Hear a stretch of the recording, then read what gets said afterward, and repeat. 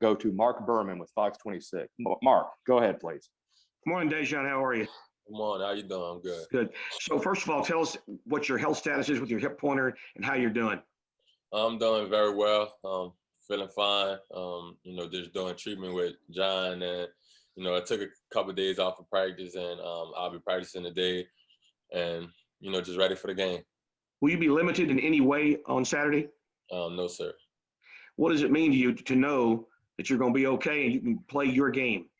Mean the most to me, because I can help my team in the best way I can, and try to, be at my full potential, help my team try to get this win. Thank you. We'll go to Joseph Duarte with the Houston Chronicle. Joseph, go ahead, please. DeJon, in the Rutgers game, did you have to wear a padding or something? Yeah. Did that help a lot? Yeah, it helped. It helped a lot. To try to sustain some bumping. When I drive or try to defend someone coming off the screen. If it was to get hit, it helped a lot. As far as Syracuse, just curious, now that you guys have had some practice time and some opportunity to look at them and prepare, what jumps out about them? Everybody talks about that zone, but what do you see, on film? They play a great zone, have a lot of long defenders at the top and at the bottom. Great three-point shooting team. They like to run. They shut the ball very well. Buddy Boeheim, he's a great shooter, as well as, a bunch of other their players. Great role players. They play together as a team very well. And, we just have to come prepared. We'll go to Randy McElvoy with KPRC TV. Randy, go ahead, please, sir. Hey, DeJon. You guys obviously can put up some points, good offense, but defense is what this program is all about. Can you speak on that a little bit on the expectations from day one that Coach Sampson delivers to you guys from a defensive standpoint? From day one, we go over a lot of defensive drills. That's one of the main things that he focuses on, when we start practice from the beginning, from day one. That's one of the main things you have to do in order to play for Coach Sampson. That's a great recipe for winning. He take it very important. He take it very seriously. It's very important to him and to, the winning culture of this program. And, it's a great recipe to have. And it got us this far. Thank you, Randy. We'll go to Jason Bristol with KHOU. Jason, go ahead, please. DeJon, the fact that you don't really have to travel for this tournament, has that helped you recover from this injury or the treatment? Yeah, it helped a lot because, right after the game, you just go back to the hotel. You can rest instead of having to get on the plane and, travel in different, buses and things like that. You can just go straight to the hotel, go to the bed or, try to get in the ice tub, things like that. And John is very stationary. He don't have to move his equipment. He has everything right there on point. And, it has helped a lot. So it's been a bit of a blessing in disguise in some ways. Yeah, very. Cool. Thank you. We'll go to Jerome Solomon with the Houston Chronicle. Jerome, go ahead, please, sir.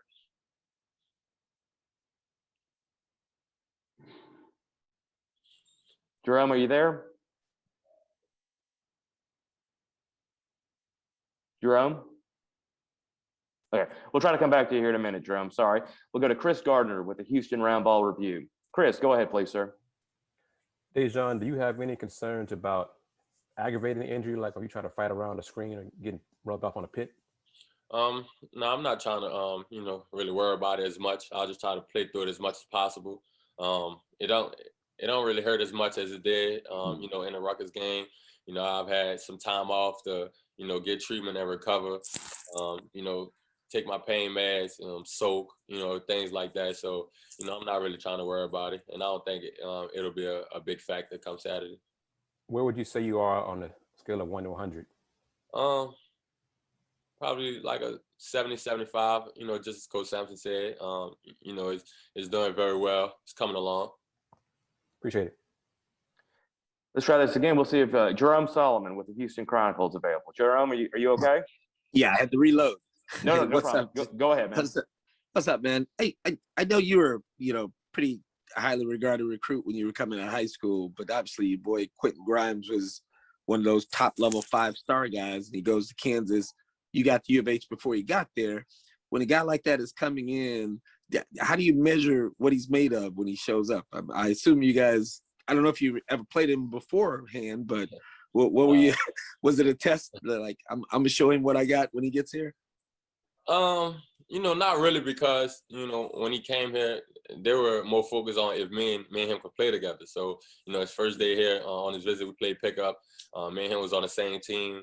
I tried my best to, try to get him the ball as much as possible to, see if we can play together. It worked out very well.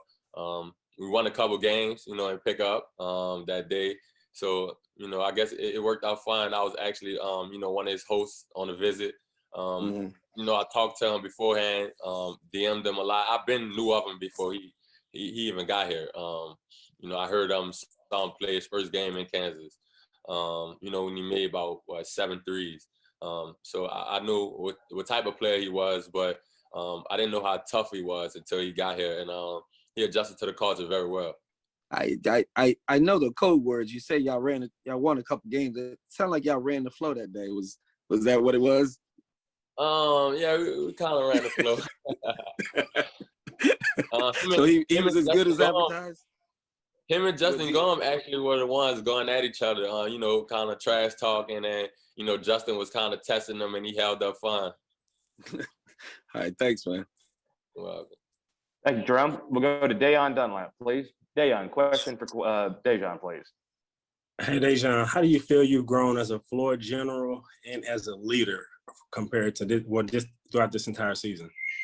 Feel like I've grown a lot because this year I'm actually one of the oldest on the team, and this kind of my first time being the oldest on the team, and having to lead every day. So it's helped me very much to mature and to come with the right attitude every day.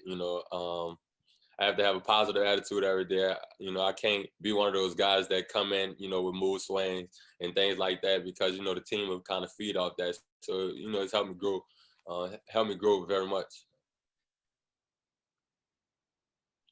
We'll go to Mark Berman with Fox 26. Mark, go ahead, please.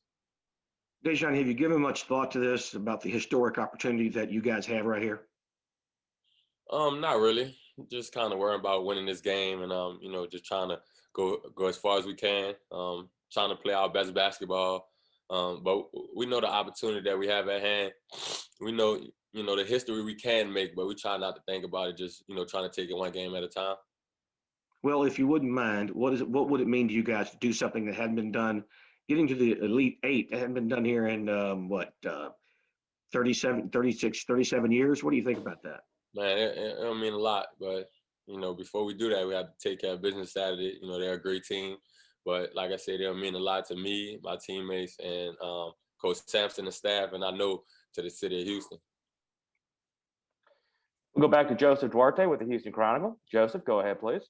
DeJon, one of Coach Sampson's big words is development, and I was curious from your standpoint, since you got here, what has been his biggest or the staff's biggest impact with development on you? Just maturing, kind of slowing down my game, trying to pick my spots here and there, trying to, make the right passes, improve my shooting, my decision making. And I feel like, they did a great job, helping me, develop in them areas of my game. Very grateful for that. Every day, even if it's at practice, at individual workouts, we do, something to, try to help me improve. And they're very big on that. With each one of the players, trying to develop weaknesses of each player game, and I think they do a great job of doing that. Now that y'all been through a couple of games, DeJon, in the tournament here, is there something that you feel like you guys need to correct, or something that you just can't do at this point if you're going to advance? Making mistakes. I felt like Rutgers game we made, a couple mistakes. Not even talking about the Cleveland State game, but the Rutgers game. You know, we made a lot of mistakes that we have to clean up in order to get to the Elite Eight and beat this great team that we're playing Saturday. You know, this game is about eliminating mistakes, and I feel like if we you know, clean up those areas, we'll be in great shape. We'll go to Andy Yanez with the Cougar. Andy, go ahead, please, sir. Hey, DeJon, can you just talk about what this whole, I guess the past few weeks since the final Sunday of the American Athletic Conference Tournament, and just Selection Sunday and into the NCAA tournament, having to be in that environment, what has it been like? Just honestly, from a mental standpoint, does it still have like that extra feel to it that this is the NCAA tournament? Yeah, of course, because we know how serious it is. You know, you lose once, your season over, and you know we're trying to take it as serious as possible. Like I've been said, you know, approach it as a business standpoint. You know, it's very important, and you know we're just trying to just survive and advance. You know, that's the main thing we always talk about: surviving and advance, and you know each game just going 1-0. Thank you, Andy. We'll go back to Jerome Solomon with the Chronicle. Jerome, go ahead, please, sir. Hey, DeJon, you've been around Coach Sampson now for 3 years or so, and I know fans are getting more excited with each win and every day here in the NCAA tournament. Is Coach Sampson any different now than he is first game of the season, preseason, whatever? Not at all. Not at all. You know, after we won the Rutgers game, getting into the Sweet 16, you know, we had our mini celebration in the locker room. Then, you know, it's back to business. As soon as we left the locker room, you know, no more celebrating because we know how important this is. And, you know, from him day one until now, he's the same person coming every day, same intensity, you know, the same vibes. And, you know, you have to match his intensity. And if you don't, then, you know, you'll pay the consequences, whether it is running, you know, him yelling at you. But, you know, it's great that, you know, we have a coach like that. You know, he's not just stuck on one thing. He's always looking forward to the future. And, you know, I feel like our guys feed off that. Thank you, Jerome. We'll go back to Chris Gardner, please. Chris, go ahead. Hey, John, did you have a chance to participate in the Topgolf that the team had? Oh, yeah, definitely. How'd you do? I feel like I'm a great golfer. I feel like I'm a great golfer. My hip felt fine, you know, hitting the ball. I actually went up against J1, and I could just tell you the rest was history. It was that. Who's the best golfer of the players? Man, Ryan Alvin. I feel like he golfed like John Houston. John Houston was showing everyone, you know, how to hold a stick and how to hit it. Man, he's very great at golfing, but Ryan was the one that, you know, outdid everyone, and I just put myself right under Ryan. Was that a good, I guess, good for the team to get outdoors and just have some more time together?